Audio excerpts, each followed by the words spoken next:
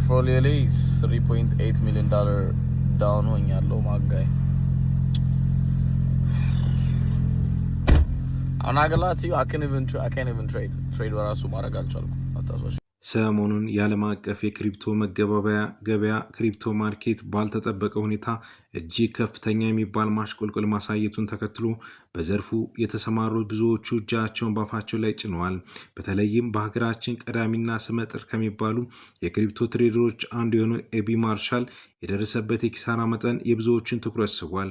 ኤቢ ማርሻል በዚህ የገበያ መዛባት ምክንያት ብቻ ከ3.8 ሚሊዮን ዶላር በላይ ወይም ደግሞ ወደ ሀገራችን ገንዘብ ሲመነዘር ከ700 ሚሊዮን የኢትዮጵያ ብር በላይ ኪሳራ ውስጥ መሆኑን ይፋ አድርጓል።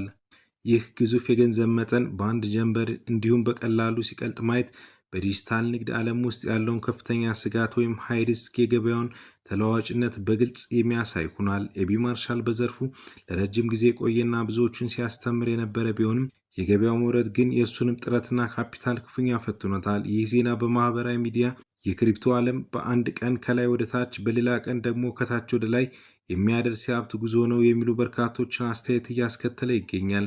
ብዙዎች በዚህ አጋጣሚ ለኤቢ ማርሻል የሞራል ድጋፍ እየሰጡ ሲሆን፣ ሌሎች ደግሞ ያለ ስጋት ትርፍ የለም በሚል የንግዱን ተፈጥሮ እያነሱ ይከራከራሉ። ለካስ በዲጂታል ወርቅ ፍለጋ ውስጥ እንደዚህ ያሉ መራራ ኪሳራዎች ያጋጥማሉ።